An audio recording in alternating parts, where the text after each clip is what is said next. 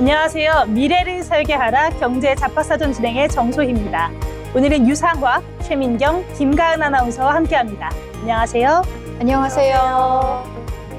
네, 또 한 주가 시작됐습니다. 정말 2025년의 끝이 다가오고 있는데요.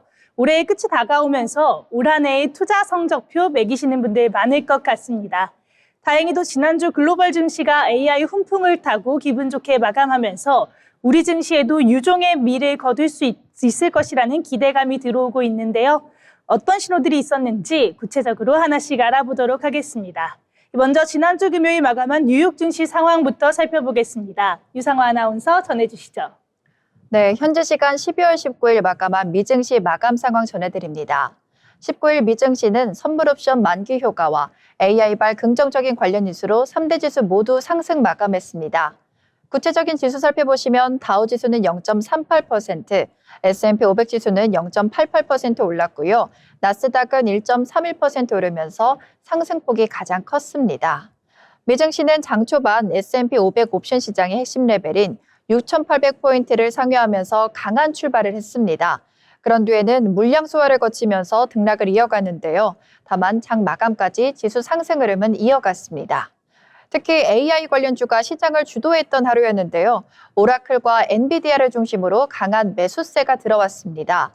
챗GPT 모바일 앱이 출시 31개월 만에 누적 소비자 지출 30억 달러를 돌파했다는 소식이 AI 산업의 실질적인 수익화 가능성을 다시 부각시켰습니다. 이는 최근에 제기됐던 AI 기업 가치에 대한 우려를 완화시키면서 기술주 전반에 긍정적인 영향을 줬습니다. 다만 경제 지표는 조금 엇갈리는 흐름이었는데요. 미시간대 소비자 신뢰지수는 소폭 개선됐지만 시장 기대에는 못 미쳤고 기대 인플레이션은 둔화되면서 금리 상승 압력은 제한적이었습니다. 한편 일본은행의 금리 인상으로 글로벌 국채금리가 상승했지만 이미 예상된 이벤트였던 만큼 주식시장에 미친 영향은 제한적이었습니다.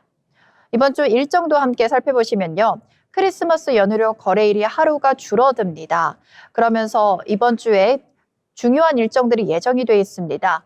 12월 23일 화요일에는 미국의 3분기 성장률 확정치와 내구재 수주 실적, 소비자 신뢰지수 등이 발표가 됩니다. 24일 수요일에는 한국의 소비자 신뢰지수도 발표가 되고요. 미증시는 조기 폐장할 예정입니다. 한국 시간으로는 3시에서 4시쯤 조기 폐장할 예정이니 이 부분도 투자 판단에서 함께 참고하시면 좋을 것 같습니다. 다음으로는 히트맵 열어서 종목별 움직임도 함께 살펴보시겠습니다. 왼쪽에 보이시는 기술주 중심으로 초록불을 많이 켜고 있는데요. 간만 미증시는 반도체 업종이 시장 상승을 주도했습니다. 엔비디아는 중국향 H200 판매 허용 논의와 인텔 투자 관련 소식, 여기에 선물 옵션 만기일 수급까지 더해지면서 강세를 보였습니다. 마이크론은 실적 발표 이후 긍정적인 가이던스를 바탕으로 상승 흐름을 계속해서 이어갔고요. AMD와 브로드컴 등 주요 반도체주들도 동반 강세를 보이면서 필라델피아 반도체 지수는 큰 폭으로 상승했습니다. AI와 데이터 센터 관련주들도 강세였는데요. 챗GPT의 빠른 매출 성장 소식이 전해지면서 AI 산업 전반에 대한 투자 심리가 개선됐고 코어비비를 비롯한 데이터 센터, 전력, 연산 관련 중소형 종목들까지 매수세가 확산됐습니다. 이러한 좋은 흐름들이 있었던 반면에 테슬라는 소외되는 모습을 보였는데요. 옵션 만기일 영원과 4분기 판매량 우려로 하락한 반면 리비아는 목표 주가 상향 소식에 급등했고 GM과 포드도 공급망 개선에 상승했습니다. 대형 기술주는 만기일 수급 영향이 두드러졌습니다. 애플은 장 막판에 상승을 하면서 0.54%로 마감을 했고요. 메타는 상승분을 반납하면서 하락 마감하는 등 종목별로 엇갈린 흐름이었습니다. 이 밖에는 오라클과 특토 관련 계약 소식으로 급등하면서 6% 넘게 올랐고요. 원자력과 우주개발 관련주는 정책 협력 기대에 강세를 보인 반면 소비재와 주택 관련주는 실적 및 수요 둔화 우려로 약세를 보였습니다. 다음으로는 글로벌 이슈도 같이 살펴보시겠습니다. 첫 번째 소식으로는 미국 투자은행들이 미 연준의 2026년 금리 인하 전망을 2회 정도 인하할 것이라고 전망하고 있는데요.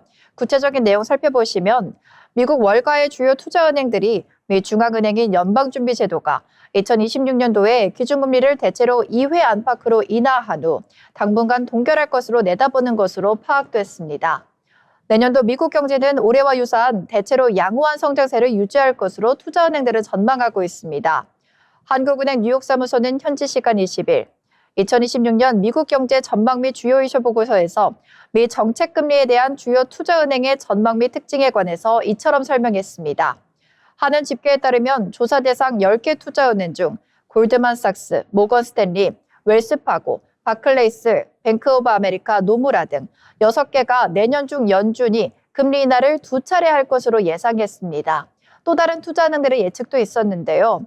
JP모건과 데우체방크 등 두 곳은 각각 한 차례의 금리 인하를 전망했고 시티와 TD뱅크는 내년 중 총 75bp의 금리 인하가 있을 것으로 내다봤습니다. 올해 상반기만 해도 투자은행들의 연준 금리 인하 전망 영역대가 상당히 넓게 분포했던 것과 비교하면 최근 들어 금리 전망이 상당히 수렴한 것으로 풀이됩니다. 연준은 이달 공개한 경제 전망에서 내년 중 25bp 한 차례 금리 인하가 있을 것으로 내다봤습니다. 다음 소식으로는 중일 갈등이 격화하면서 정부뿐 아니라 국민들 간에도 감정이 계속해서 격화하고 있다는 내용입니다. 다카이치 일본 총리의 대만 유사시 개입 발언으로 시작된 중일 갈등이 한 달을 훌쩍 넘기고 있습니다. 국민 감정도 함께 격화하는 모양새인데요. 최근 일본 하네다 공항에서 한 중국인이 대만인 승객에게 폭언을 버무는 영상이 온라인상에 공개되면서 파문이 일었습니다. 이 중국인은 대만인 승객이 출동한 경찰에게 일본어로 상황을 설명하려 하자 사람 말로 하라면서 비난한 걸로 전해졌습니다. 또 한 중국인 애견미 형사가 반일 감정을 나타내면서 일본 혈통의 시바견을 괴롭히는 영상이 퍼지면서 공분을 사기도 했습니다.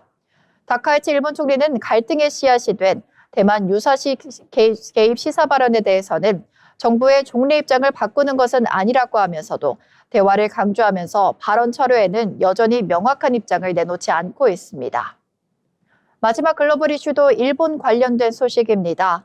일본이 기준금리를 인상했지만 엔화 약세 흐름은 꺾이지 않고 있습니다. 일본 니케이와 NHK 등에 따르면 현지 시각 19일 미국 뉴욕 외환시장에서 N달러 환율은 1달러당 157엔대 후반까지 올랐습니다.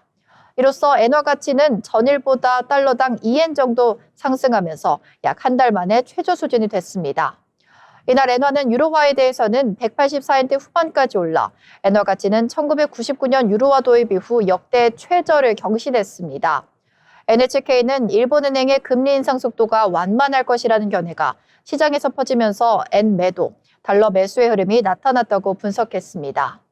니케이는 향후 엔화 흐름에 대해선 전문가들 견해가 엇갈린다고 판단했습니다. 미 금융정보 서비스 업체 스톤엑스 그룹의 분석가는 우에다 가주어 일본은행 총재가 앞으로도 신중한 자세를 유지하면 엔저는 더 진행될 것이라고 예상했고 UBS 글로벌의 관계자는 밀간 금리차 축소로 앞으로 1년간 엔고가 진행될 것이라고 말했다고 니케이는 전했습니다.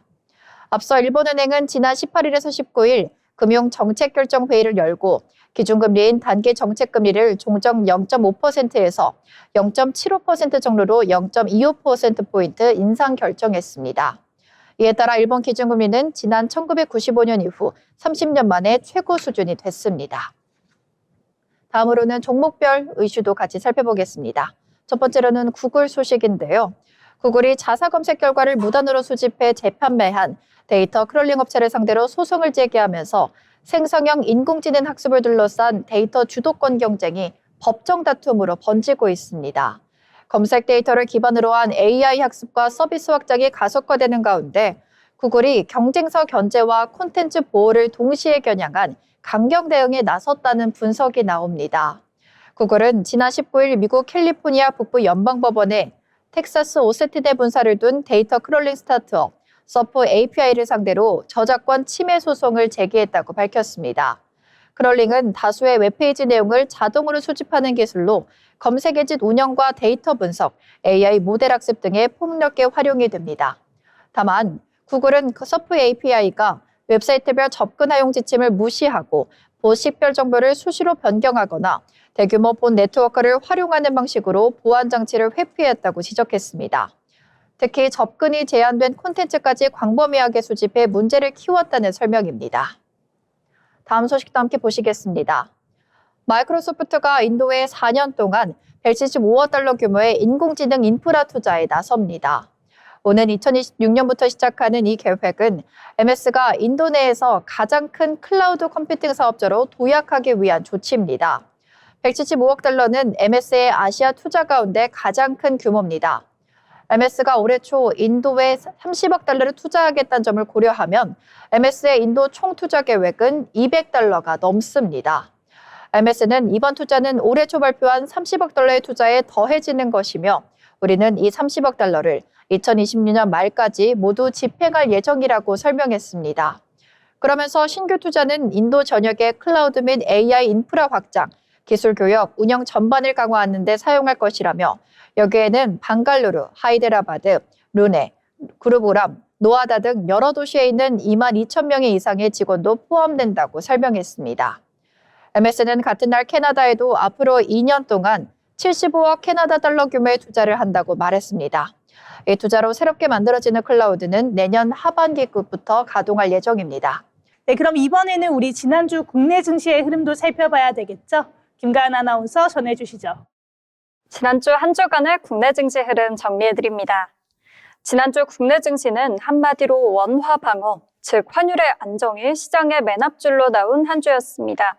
원달러 환율이 1,470원대 후반에서 버티는 가운데 당국은 외환 수급을 개선하는 완충 장치를 가동했는데요.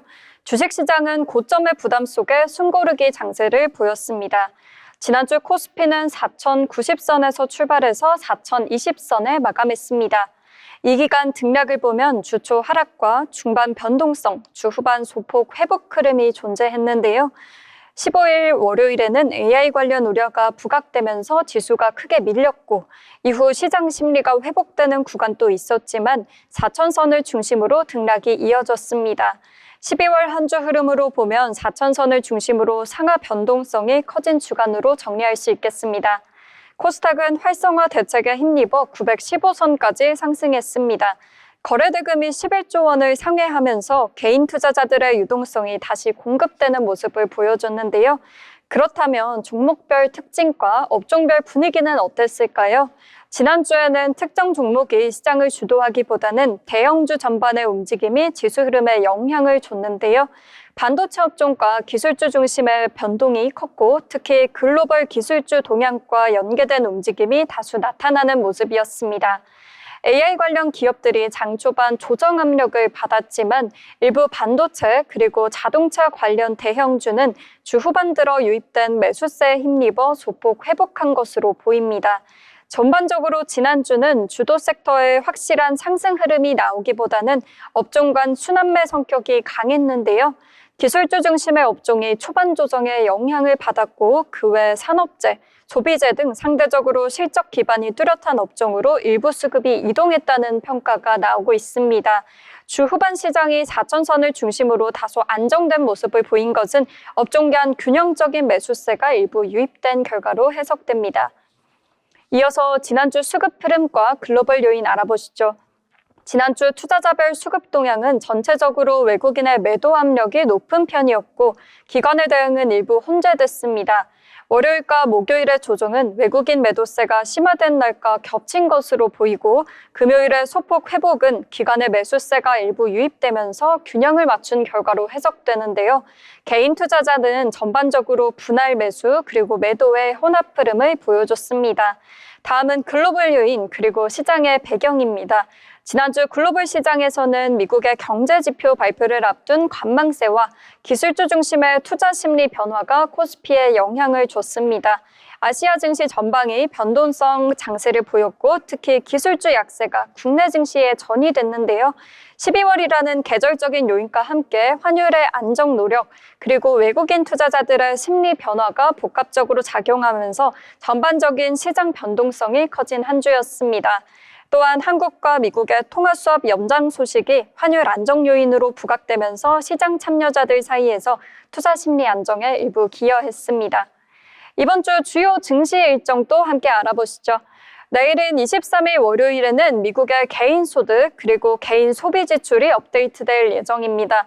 기업과 소비의 큰돈 쓰기 흐름을 보여주기 때문에 경기 체감에 영향을 줄 수 있겠습니다. 24일 수요일에는 한국은행의 12월 소비자 동향조사 결과가 발표될 예정입니다. 가계 체감 경기 그리고 소비 심리를 보여주기 때문에 내수의 온도를 가늠하시는 데 도움이 되겠습니다. 또한 이날 미국 증시가 조기 종료할 예정인데요. 연말 유동성이 얇아져서 변동성이 커질 수도 있겠습니다. 지난주 금융시장은 고환율 속 변동성 관리가 우선순위로 떠올랐고 주식시장은 고점에서 한번 숨을 고른 한 주였다고 볼 수 있겠습니다. 고환율 구간이 이어지자 정부 그리고 한은이 외환 수급의 개선 조치를 통해서 쏠림 완화에 초점을 맞췄었는데요. 일본은행이 금리를 올리면서 아시아 금리 그리고 환율의 신호가 흔들렸고 미국 쪽은 인플레이션 해석과 금리의 기대가 엇갈리면서 장기 금리가 주간 기준 내려오는 모습이었습니다.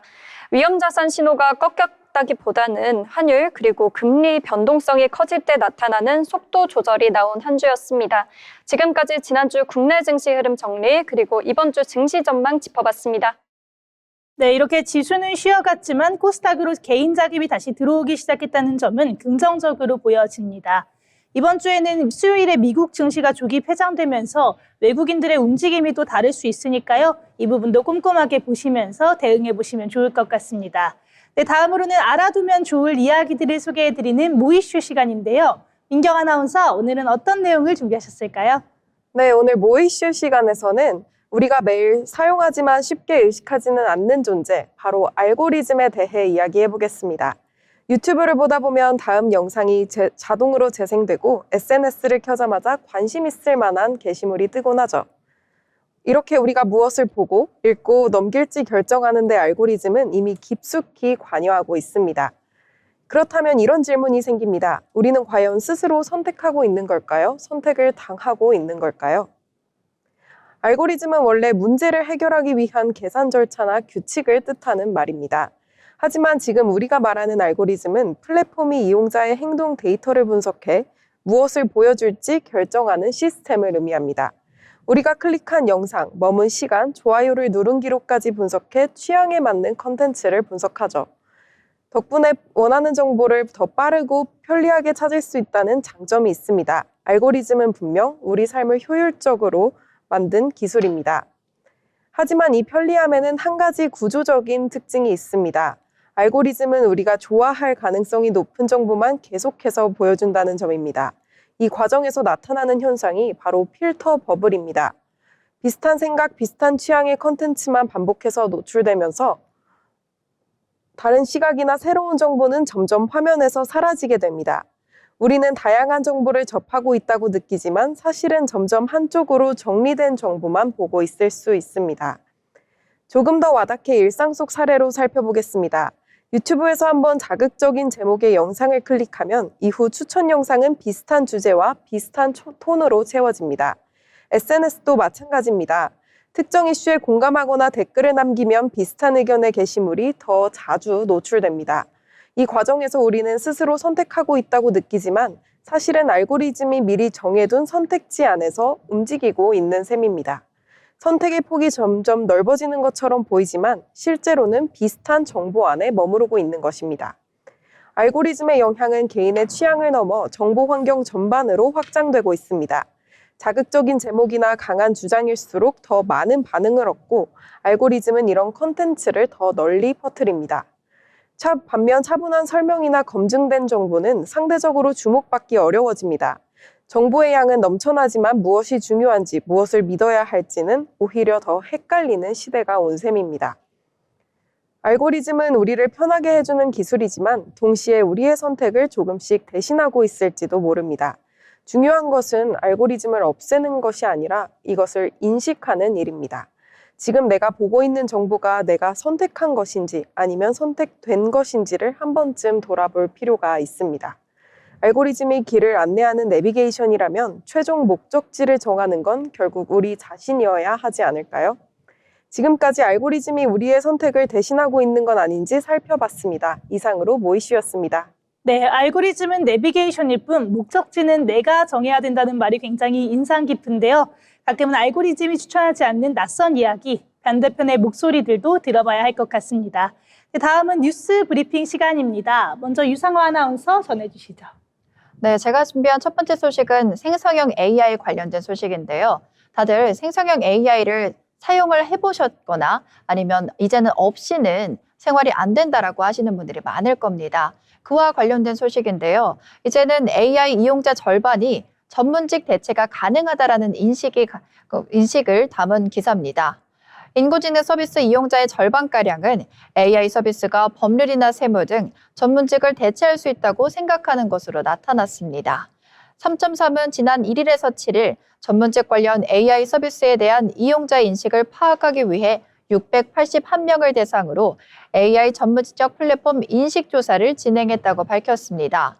조사 결과에 따르면 응답자 10명 중 7명이 챗GPT와 제미나이 등 생성형 AI 서비스를 이용한 경험이 있었고 또 다른 응답자의 절반은 3.3 로톡, 다터나우 등 AI 전문직 플랫폼을 사용해 왔습니다.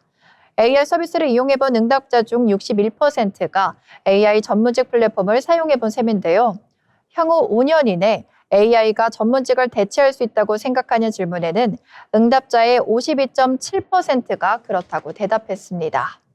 다만 세무나 회계와 같이 정확도나 속도가 중요한 업무는 AI 데이터 처리 능력이 전문가를 능가한다는 대답이 우세했지만 의료나 심리상담처럼 정서적인 교류와 윤리적인 판단이 필요한 영역은 AI가 전문가를 보조하는 수준에 그칠 것으로 전망했습니다.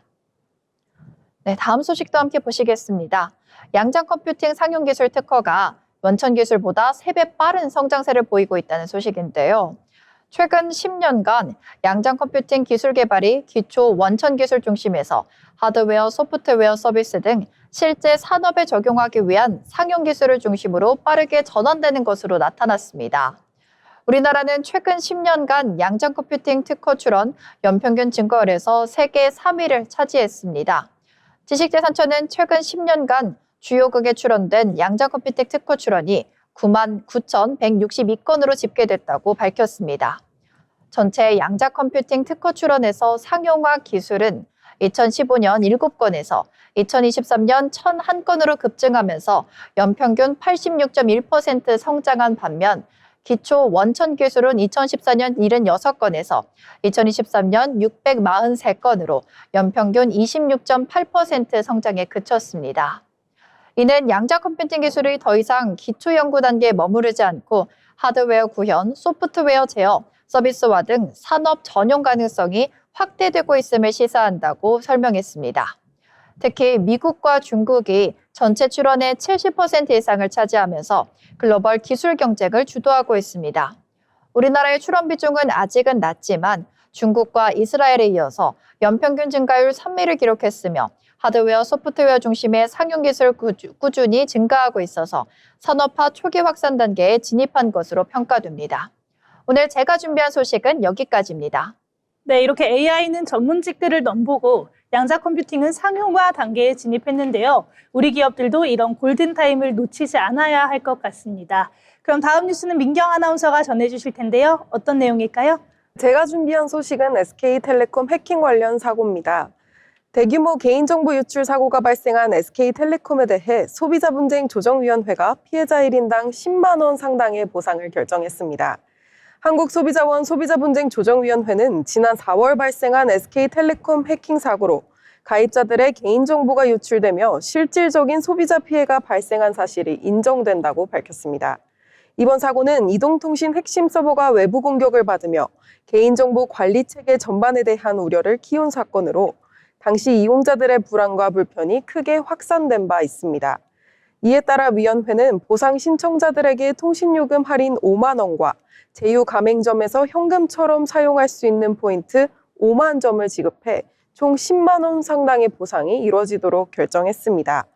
또 SK텔레콤이 이번 결정을 수락할 경우 집단 조정 분쟁에 참여하지 않은 피해자에게도 동일한 보상이 적용될 수 있도록 보상 계획을 마련해야 한다고 밝혔습니다.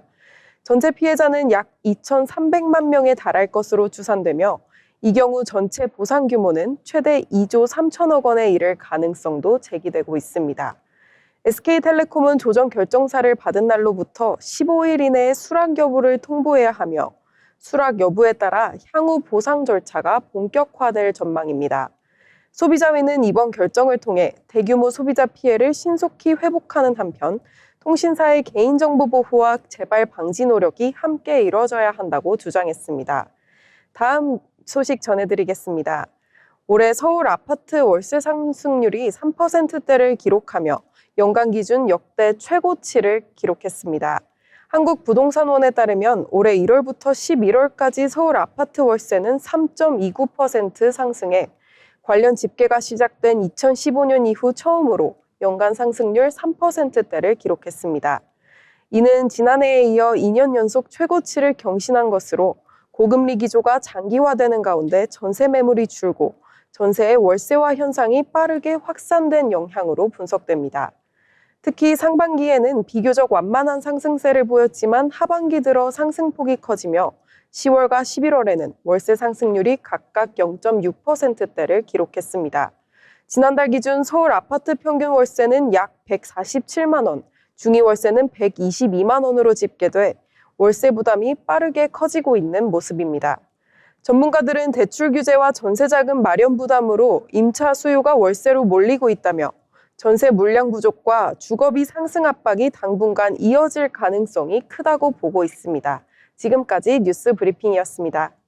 네, 우리 일상과 안전을 위협하는 내용들이라서 마음이 무거운데요. 하루빨리 실질적인 대책들이 나오길 바라보도록 하겠습니다. 아울러 본 방송에서 제공하는 정보는 투자 판단을 위한 조언일 뿐 해당 종목 가치의 상승 또는 하락을 보장하지 않습니다.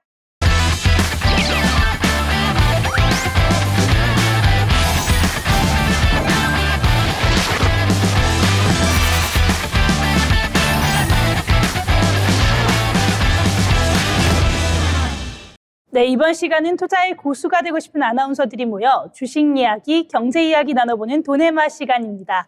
먼저 오늘 마감 시황 정리하고 넘어가도록 하겠습니다. 김가은 아나운서 전해주시죠. 12월 22일 국내 증시 마감 시황 전해드립니다. 오늘 코스피가 6거래일 만에 4,100선을 회복했는데요.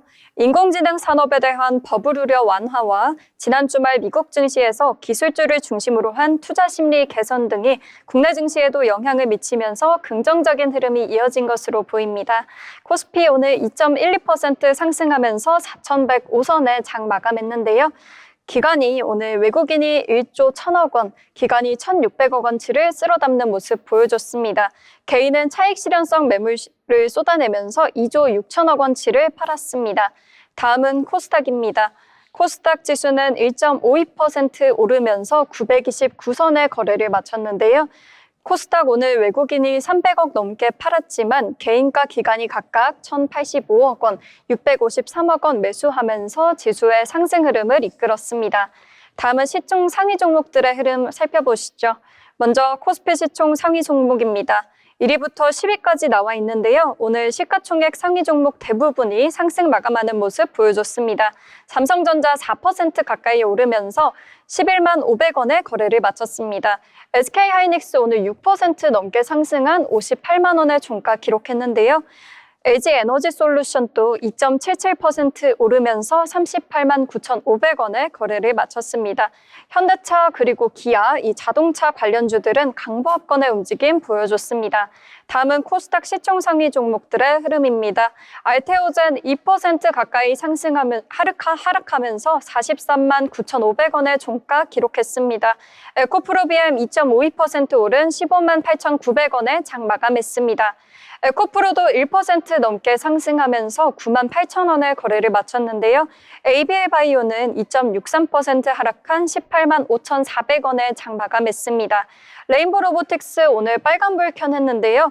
5% 가까이 오르면서 47만 2,500원의 종가 기록해냈습니다. 지금까지 국내 증시 마감 시황이었습니다. 네, 국내 증시 마감 시황 함께 봤습니다. 코스피가 4,100선을 회복했다는 기분 좋은 소식으로 한 주가 출발했습니다. 특히나 외국인이 코스피에서만 1조억 원 넘게 들어오면서 2% 넘는 상승세 보였습니다. 이번 주 내내 이렇게 빨간색으로 마감하면 좋을 것 같습니다. 그럼 이번 시간에는 오늘 장에서 주목할 만한 특징주들 함께 살펴보도록 할 텐데요. 먼저 유상화 아나운서 어떤 종목 준비하셨을까요? 네, 제가 먼저 준비한 종목은 계양전기입니다. 계양전기가 새로운 계약 소식에 힘입어서 오늘 강한 매수세가 유입이 됐는데요. 계양전기는 오늘 30% 상한가를 터치했습니다.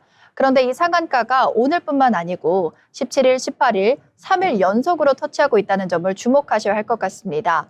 이러한 상승의 배경으로는 지난 17일 현대 트랜시스로와 로보틱스 모듈 상품 공급 계약에 대한 기대감이 반영됐기 때문입니다. 계양전기는 전동 공급 회사로 로봇 부품을 만들 역량이 있다는 인식으로 매수세가 몰리는 것으로 추정됩니다. 이 계양전기는 1977년 설립이 됐는데요. 전동 공구를 전문으로 하는 제조업체로 1987년에는 자동차용 모터 사업으로 사업 영역을 확대하기도 했습니다. 네, 이 같은 소식에 오늘 차트 한번 같이 확인해 보겠습니다. 17일에 트랜시스와의 공급 계약을 발표하고 나서부터 계속해서 상한가를 기록을 하고 있는데요. 오늘 시가로는 3,290원에 출발을 해서 30% 상한가 터치한 후 3,445원의 종가를 형성했습니다. 17일의 마감가는 1,570원이었던 거에 비하면은 3일 동안에 굉장한 상승세를 보였다고 볼 수 있겠습니다. 이러한 상승이 지속되는 만큼 이후에 차익 실현 매물이 나올 수 있으니 이러한 부분도 참고하셔서 투자 이어가시면 좋겠습니다. 네, 계양전기 거의 계단식으로 가파르게 상승하고 있는데요. 저희가 지난주에도 많이 소개해드렸었습니다. 3거래일 연속 상한가라니 그야말로 파죽지세인데요. 현대 트랜시스와 로봇이라는 재료가 만나니까 시장의 반응이 아주 폭발적입니다. 과연 이 기세가 어디까지 이어질지 지켜봐야겠습니다. 다음 특징주는 제가 준비했는데요. 저는 오늘 코스닥에 상장한 K어묵의 상징, 삼진식품 준비해봤습니다. 이 앞서 기관 수요 예측에서 1,300대 1이 넘는 경쟁률을 기록하면서 공모가를 밴드 최상단으로 결정하기도 했는데요. 부산 복례시장에서 시작해서 70년의 업력을 자랑하고 있는 삼진식품은 어묵 베이커리를 도입하면서 어묵을 프리미엄 K푸드로 격상시켰다는 평가를 받고 있습니다. 실적 또한 지난해 매출이 964억 원, 영업이익률이 5%대로 올라서면서 탄탄한 우상향 흐름을 보이고 있는데요. 회사는 원재료부터 판매까지 전 과정을 아우르는 밸류체인 내재화를 경쟁력으로 꼽았습니다. 앞으로 미국의 코스트코 같은 글로벌 유통망 진입과 상온어묵, 푸드테크 신기술로 해외 시장 공략에 속도를 낼 계획이라고 합니다. 이 오늘 상장과 동시에 공모가 대비 3배 이상 급등하면서 화려한 신고식을 치렀는데요. 삼진식품 주목해보면 좋을 것 같습니다.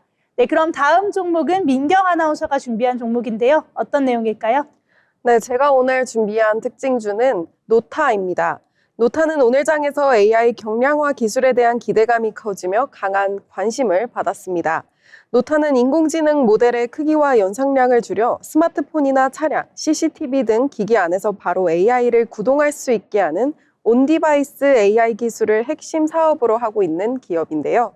최근 삼성전자와 퀄컴, ARM 등 글로벌 반도체 플랫폼 기업들과의 협력 이력이 다시 부각되면서 시장에서는 AI 경량화 관련 대표 종목으로 노타를 주목하는 모습입니다. 특히 AI 모델이 점점 커지면서 전력 소모와 비용 부담이 커지고 있는 만큼 이를 줄여주는 기술을 보유한 기업들이 수급이 유입되고 있는 것으로 풀이됩니다. 주가 흐름도 눈에 띕니다. 노타는 공모가 9,100원에서 출발한 이후 주가가 빠르게 상승하며 최근에는 4만 원 선에 근접하는 흐름을 보이고 있습니다. 차트 살펴보겠습니다. 오늘 노타는 4만 50원에 거래를 시작해 장 초반 4만 1,000원까지 오르며 고가를 형성했습니다. 이후 차익 실현 매물이 출회되면서 장중에는 3,900원까지 저점을 낮췄지만 낙폭을 일부 만회하며 3,900-600원 보합권에서 거래를 마쳤습니다. 오늘 거래량은 약 66만 7천 주, 거래대금은 약 267억 원 수준으로 집계됐습니다. 전반적으로 보면 장 초반 급등 이후 손고르기 국면, 다만 4만 원 부근에서 매물 소화가 이루어지는 모습으로 해석해 볼 수 있겠습니다. 상장 이후 단기간 주가가 빠르게 오른 만큼 추가 상승 여부는 거래량이 계속해서 동반되는지, 그리고 AI 경량화 관련 추가 사업 성과나 수주 뉴스가 나오는지를 함께 확인할 필요가 있어 보입니다. 변동성이 큰 구간인 만큼 추격 매수보다는 흐름을 지켜보는 전략이 유효해 보입니다. 네, 노타 함께 만나봤습니다. 상장 이후에 그야말로 거침없는 질주를 보여주고 있는데요. AI가 모든 기기로 들어가는 이런 흐름 속에서 확실하게 수혜주로 낙점된 모습입니다. 다만 단기 급등에 따른 피로감도 무시할 수 없기 때문에 지혜롭게 투자 판단하시면 좋을 것 같습니다. 그럼 다음 종목도 함께 만나보려고 하는데요. 유상 아나운서 어떤 종목일까요? 네, 다음 종목은 마이크로 디지털입니다. 오늘 강한 매수세와 더불어서 증권사에서도 긍정적인 전망이 함께 나왔습니다. 내용 함께 살펴보시겠습니다. IBK 투자증권이 22일 마이크로 디지털이 셀트리온을 시작으로 국내 다수의 바이오 기업에 투디백을 공급할 것으로 전망했습니다. 그러면서 투자 의견을 매수로 유지하고 목표 주가를 기존 2만 원에서 2만 5천 원으로 상향했습니다. 전거래일의 마이크로 디지털 종가는 9,080원이었습니다. 이건재 IBK 투자증권 연구원은 마이크로 디지털은 국내 의약품 생산액 1위인 셀트리온의 자가만역 치료제인 램시마주 양산 라인에 투디백 납품을 확정지었다면서 투디백 공급은 셀트리온을 시작으로 다수의 국내 바이오 기업으로 빠르게 확산할 것이라고 분석했습니다. 투디백은 바이오 의약품의 생산, 보관, 유통 등 대부분의 공정에 사용되는 소모성 부품입니다. 바이오 산업 내에서 혈관에 해당하는 핵심 부품이라고 볼 수 있겠는데요. 현재 글로벌 주요 기업들이 시장을 과점하고 있어서 가격과 품질, 납기 측면에서 한계가 지적되었고 이에 따라서 국산화 필요성이 커졌다는 설명입니다. 이 연구원은 글로벌 투디백 시장이 연평균 21% 성장해 2028년 약 6조 원 규모로 확대될 것으로 추정하고 있습니다. 또한 지난 11월 17일 서정진 셀트리온 회장이 한미 관세 협상 후속 민관협동회의에서 연구개발 비용을 1조 원으로 확대하겠다고 밝힌 점과 정부의 바이오 소부장 국산화 정책도 마이크로 디지털의 우호적인 환경을 조성하고 있다고 평가했습니다. 오늘 주가 흐름 차트로 같이 확인해 보시겠습니다. 오늘 시가는 9,980원에서 출발해서 11.89% 상승하면서 1,160원에 마감을 했는데요. 이는 종가가 10,000원대를 돌파한 것에 집중하면 좋을 것 같습니다. 또한 최근의 주가 흐름은 전거래일에는 약간 하락으로 마감을 하긴 했지만 계속해서 상승하는 흐름을 보여주고 있습니다. 증권가에서도 긍정적인 전망을 내놓은 만큼 마이크로 디지털에 대한 상승 흐름을 계속해서 지켜보시면 좋을 것 같습니다. 네, 이렇게 마이크로 디지털 함께 알아봤습니다. 그동안 외국산이 독점을 하던 투디백의 시장을 허물고 국산화의 문을 열었다라는 점에서 마이크로 디지털의 이번 성과 더 눈에 띄는 것 같습니다. 그럼 마지막으로 제가 가져온 특징주 함께 살펴보도록 하겠습니다. 네, 저는 오늘 정책 수혜 주죠. MI큐브 솔루션 가져와 봤는데요. 이 정부가 내년부터 제조업의 인공지능 전환, 즉 AX를 본격화할 예정이라고 발표를 하면서 그와 동시에 스마트 팩토리 지원을 확대할 것이라는 전망이 함께 나왔습니다. 그러면서 오늘 MI큐브 솔루션으로 투심이 몰리는 모습이었습니다.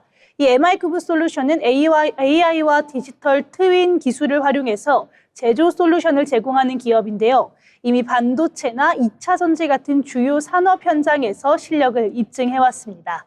이에 대해서 한국투자증권에서는 정부가 제조와 AI 융합의 핵심 과제로 꼽은 만큼 내년 예산 확대와 함께 검증된 레퍼런스를 가진 MI큐브 솔루션이 직접적인 수혜를 입을 것이라고 분석했는데요. 이렇게 정책의 방향성이 명확한 만큼 앞으로의 주가 흐름도 계속해서 주목해 보시면 좋을 것 같습니다.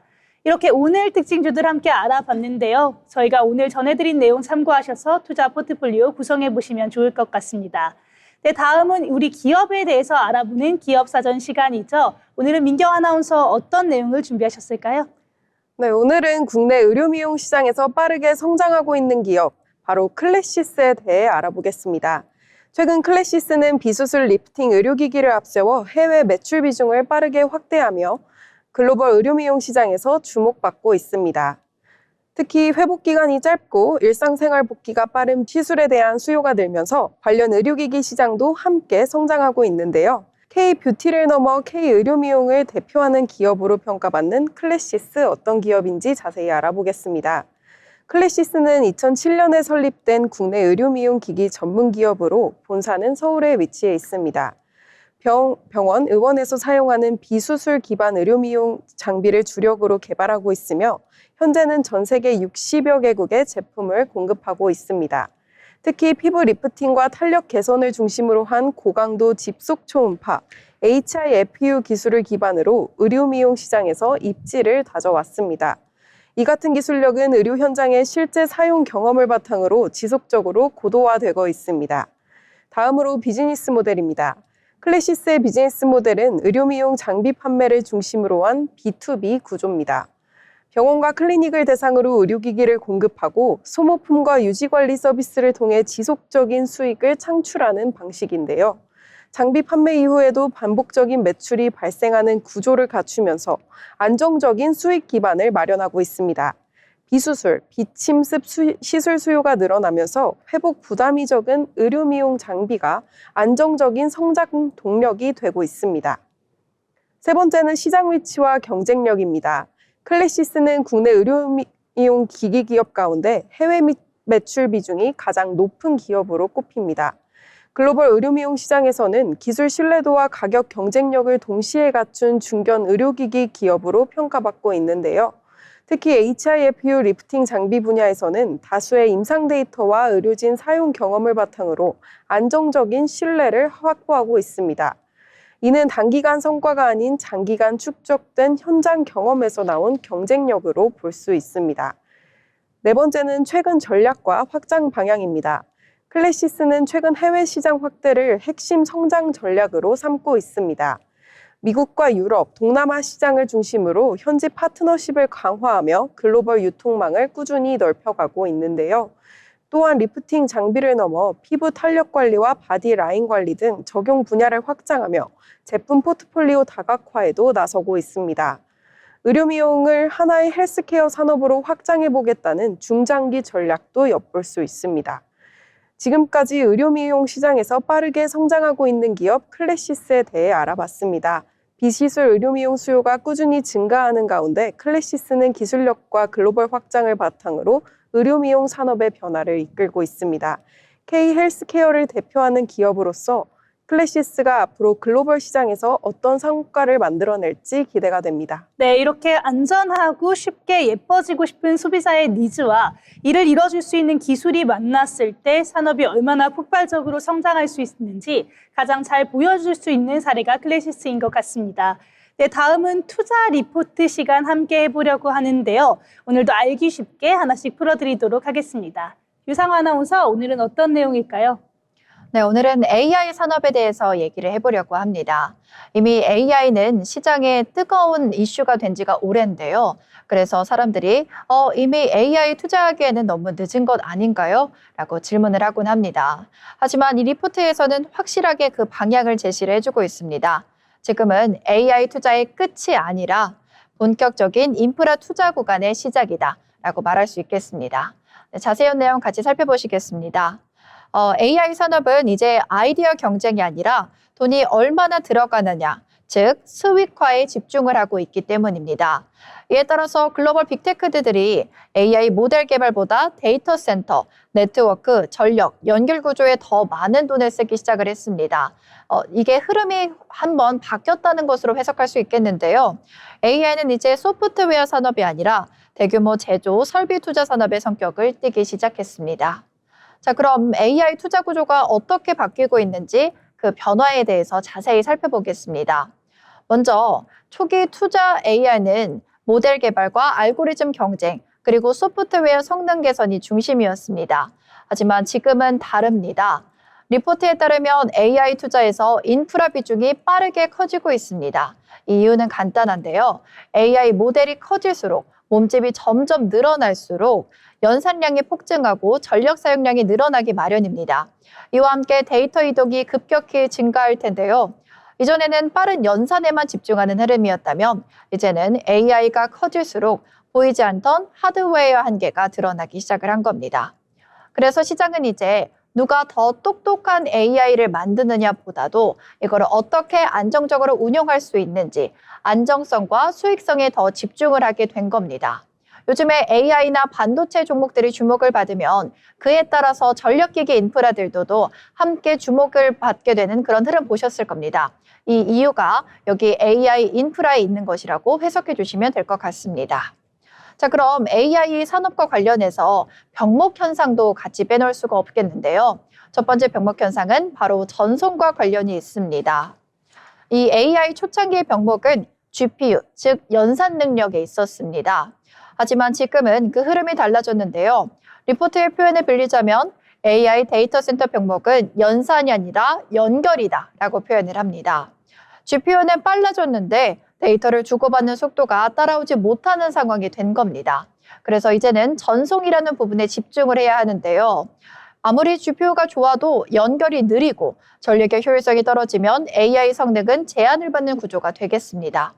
그래서 이러한 병목 현상, 한계들을 보완해주기 위한 핵심 기술이 등장을 합니다. 바로 CPU라고 하는 개념인데요. 쉽게 설명을 드리자면 데이터를 전송시키는 데 있어서 전력이 아니라 빛으로 이동시킨다는 핵심 기술이 되겠습니다. 기존 데이터 센터에는 전기신으로 칩과 칩을 연결했다면 전력 소모와 발열이 심하다는 점이 한계로 지적이 되어 왔습니다. 이러한 한계를 보완하기 위해서 CPU는 광신호, 빛으로 데이터를 연결해 주는데요. 그러면서 전력은 줄고 속도도 훨씬 더 빨라지는 효과를 거두게 됐습니다. 수치로 설명드리면 전력 소모는 약 70%를 감소할 수 있고요. 전송 속도는 3배 이상 개선된다는 효과가 있습니다. AI 몸집이 커질수록 전기 연결 방식은 한계에 부딪힐 수밖에 없고 CPU는 선택이 아니라 필수 기술로 이동 중이라는 게 이 리포트의 핵심입니다. 그러면 이제 AI는 챗봇을 넘어서서 현실 세계로 나오고 있습니다. 챗봇이 아닌 현실 세계로 나왔을 때 이 AI를 움직이는 것은 무엇일까요? 바로 센서라고 하는 기술입니다. AI가 현실에서 움직이려면 인식하고 구분하는 장치가 필요한데요. 라이다나 카메라, 레이더 같은 센서 기술이 필수 인프라로 부각이 되고 있습니다. 로봇이 움직이려면 위치를 알아야 하고 자율주행은 거리와 장애물을 인식해야 하는 이런 센서 기술이 필수가 되고 있다는 거죠. 그래서 AI 투자의 다음 확산 경로는 연결 이후 센서라고 보고 있습니다. 그럼 이제 투자자분들이 가장 궁금해하실 부분, 어떤 종목에 투자를 하면 될까? 이 부분에 대해서 짚어드리자면 리포트는 국내 기업들을 테마가 아니라 역할 기준으로 정리하고 있습니다. 먼저 CPO는 TFE를 제시하고 있고 AI 반도체는 퀄리타스 반도체, 오픈 엣지를 제시하고 있습니다.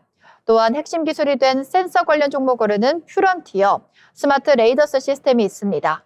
이 기업들의 공통점은 AI가 커질수록 반드시 필요한 중간 단계에 있다는 점입니다.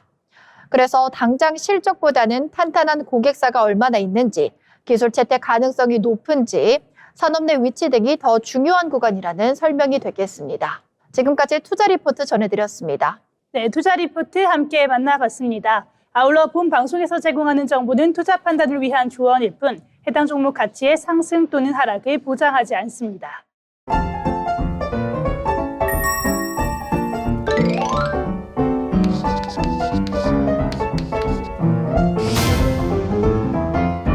네, 오늘의 마지막 시간이죠. 오늘 장을 한 줄로 되새겨보는 한 줄평 시간입니다. 먼저 유상 아나운서, 어떻게 오늘 장을 평가하실까요? 네, 오늘 장의 시작이었는데 흐름이 굉장히 좋았습니다. 산타랠리를 지금 기대할 수도 있다는 국면이 늘어나는 만큼 keep going이라는 말로 요약해 보겠습니다. 네, keep going 좋습니다. 그렇다면 우리 민경 아나운서는 어떻게 요약해 볼까요? 네, 저는 오늘 장을 지수 레벨을 끌어올린 강한 반등장이라고 설명하겠습니다. 이유는 코스피와 코스닥 모두 반등했기 때문입니다. 네, 오늘 반등하는 모습 굉장히 좋았습니다. 네, 저는 이렇게 한번 이야기해 보도록 하겠습니다. 때가 되니 산타가 왔다. 이렇게 한번 정리해 보도록 하겠습니다. 네, 오늘 장도 숨가쁘게 달려와 봤는데요. 상승한 만큼 내일도 이런 좋은 흐름이 이어지는 하루가 되길 바라보겠습니다. 오늘 저희가 준비한 방송은 여기까지입니다. 시청해 주신 여러분 고맙습니다.